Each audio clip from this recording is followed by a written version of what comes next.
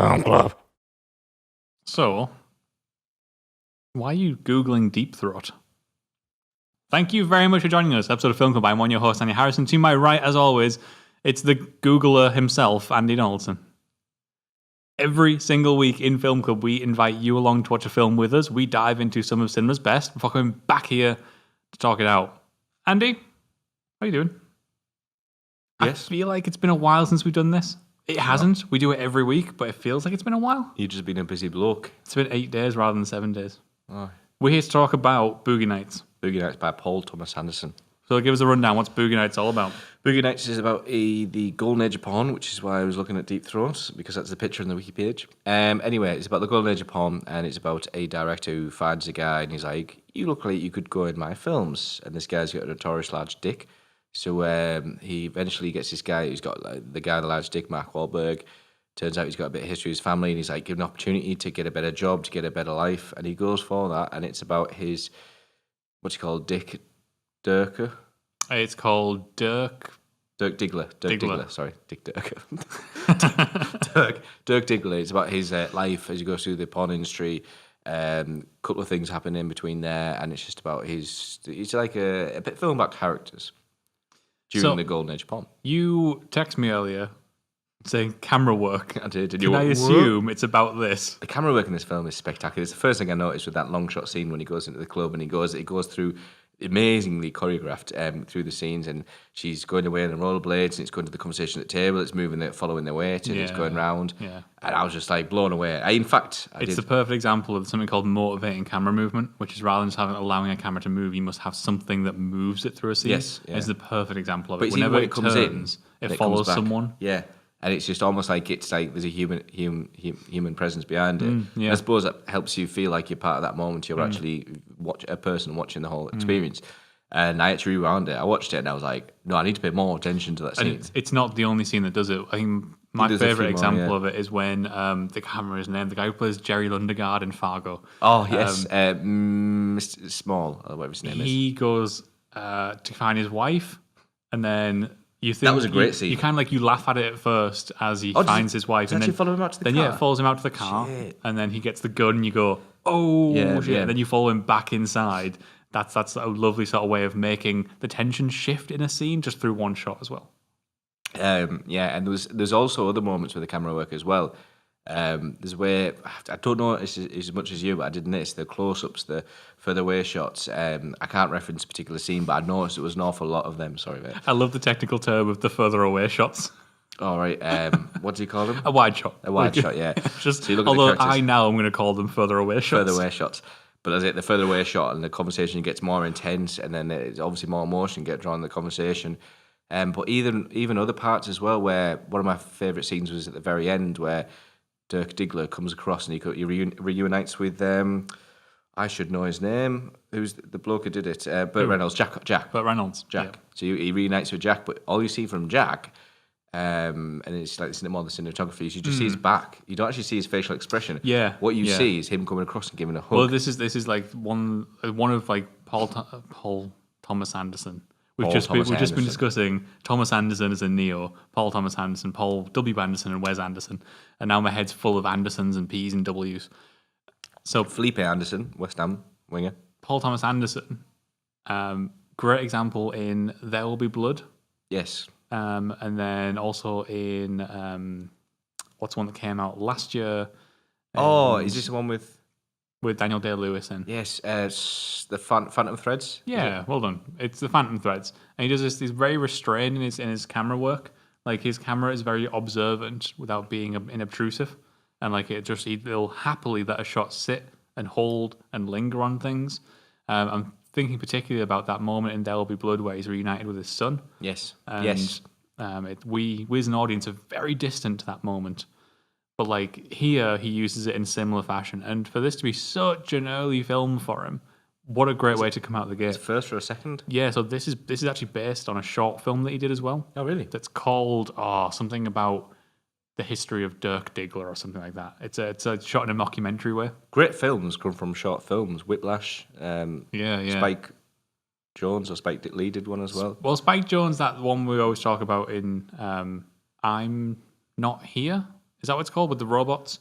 And that's more like a idea proof of concept. He never blew that out into that became into her. Yeah, whereas like this was Dirk Diggler, and he took that world and like expanded upon it and made this as a feature length film. Okay. And I think coming out of the gate swinging like that just shows such a understanding and a control over the cinematic language. He's not the kind of... I mean, I know when about Boogie Nights or who did that, oh, shit, it's Paul Thomas Anderson. He's not the kind of guy that I straight away go to one of those directors that's one of the best ones out there. He's just like... But you know his name and you know his work. And yet, all I'm saying is I feel like, in my personal experience, he's not he feels underappreciated in my mindset. But now I know more of his work, I'm going to go like, oh, you know, who the greatest directors out there that really know how to control their work. He's going to be a name that's going to appear more and more into my listings. Yeah. It's just probably because I've seen so little, because he's not on there. His name's not on that list of like many films I've seen, many films I appreciate, many scenes, stuff like that. It's because he doesn't churn films out either.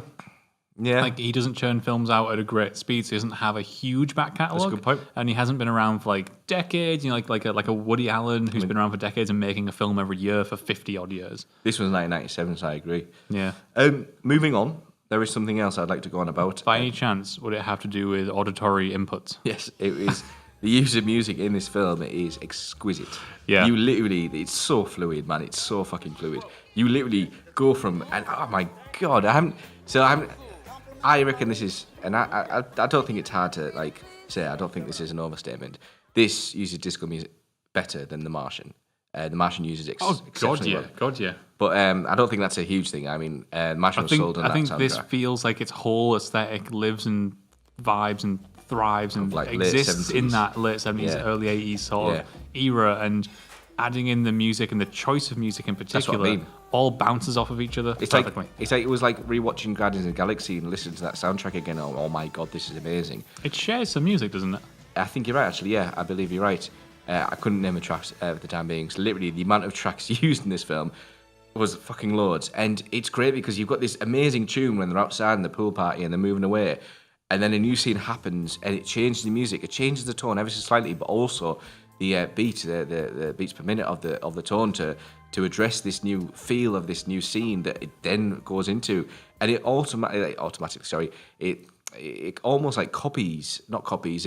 It kind of like relates to the camera work and how fluid the camera work is, as is the music. And it just, I'm there and I'm thinking, I'm sure another song was just played like 10 seconds ago and it doesn't feel like it has, yet I know it's another song. Yeah. And I'm there and I'm going through this film, like it's a visual pleasure, but it's also an auditory pleasure as well, audible pleasure. It's like it's crafted to perfection, and then it to kind of like sprinkle it all with a little bit of extra awesome goodness.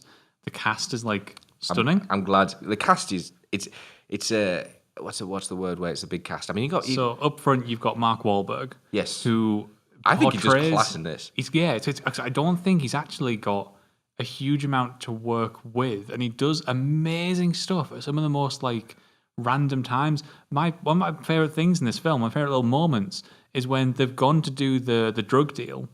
And yes. He's like, you get this close-up shot, and he's just clicking all the cogs together. He's suddenly putting it all together in his head and what's going on. Yeah. And he then he gets up and he's like, let's go. But there's the moment where you sit and you linger on his face, and you just slowly watch his reaction change as he's thinking this whole thing through. And to go from like moments of having to have this bravado, this almost like outward hubris, but also like the sort of inverse of that, where he's got to be a very controlled, quiet, calm, pleasant person, but make that feel like the same character. Like, awesome job. Awesome. I actually saw some stuff and saw some approach to dialogue and some, what's the word? Penises. Phalluses. Dicks. Oh, shut up. I saw that the approach to the way he went about the delivery, deliver his lines, was almost, and this is going to sound really weird, it was almost reminiscent of The Happening and his lines in The Happening, but hear me out.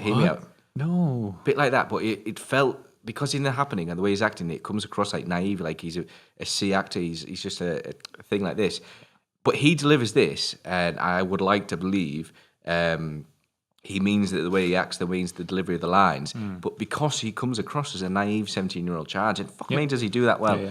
great scene. You go in the kitchen, he's on about his job, and he's like, I can't let it down. And he's all this like, oh, I can give you a Korean. He's like, oh, but I can't, like this. And his delivery of those particular lines in general are, Well, I think before he gets in the scene. It's the difference between like a director knowing how to shape an actor and a director who has no clue how to handle an actor. Absolutely.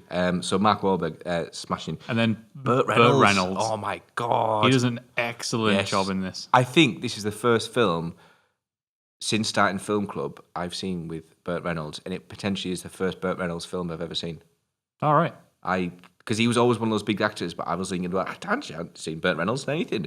So I'm fucking glad this is potentially my first of his. And then a weird one, but also at least a kind of subtly enjoyable one. I think, is it Reese Witherspoon as Roller Girl? Who is it? It's not Reese Witherspoon. It's, Heather Graham. So known off Scrubs, also known for Charlie's Angels.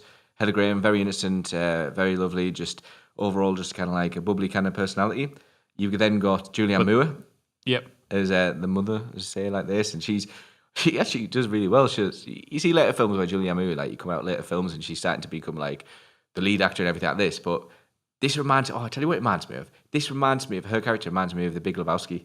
And that's a good call, actually. She's just like kind of a bit spaced out like this. But she has to play a bunch of kind of stretched roles as well, where one, she's got to be in the zone, she has to do the intimate scene with Mark Wahlberg, and then you get that really emotional thing with her and her son at the end. Oh my God, that was amazing. Her and her ex-husband. It's just class. And then you get Alfred Molina as well, as the guy who they try and sell the drugs to, and he's totally spaced out and like having fun with the character so much. Such a contrast, because I just see him as Dr. Octopus and I'm just like, okay, like that. And of course you got Terrence Howard and John C. Reilly. No, he can't say Terrence Howard. It's Don Cheadle. It's Don Cheadle. Just association to any man. War Machine, sorry. No, that's cool. Don Cheadle, you got... there have been too many Terrence Howard, Don Cheadle jokes. You got Philip Seymour Hoffman. You have the other one as well. Philip Seymour Hoffman? Oh my God, yeah, of course. It's Scotty. Yeah. And you got, what's his name? John C. Reilly. Fucking love John C. Reilly. It's a great cast that like kind of like it rounds out this wonderful film with just this sprinkling of like, oh my God, he's in it and he's in it and he's in it and he's in it. It's just enjoyable. I've not had a film that's just enjoyable. It's just like from start to the end, the 2.5 hours where I just felt it's so fluid. The camera work, the music, the characters all have their own story, everything like that. It just works. That's the important thing. It's not good because people are in it. It's good because everyone's in it and gets a great story. It's not often these little moments. It reminds me. It's one of those films that reminds me going back to Good Will Hunting, where everything just works in this film. You can't pick a bad thing. That's great. And I'm just fucking love it, everything. It's awesome. So big fan. So there is Boogie Nights. You can let us know in the comments below what you thought of Boogie Nights, or you can hit us up on Twitter, as always. But we will be back once again next week. We're going to take a look at Requiem for a Dream. Stark contrast to this film. Probably the first and last time you'll ever watch it, but... if you've never seen it, you do have to watch it. Yeah, absolutely. So get watching, and we'll see you back here next week.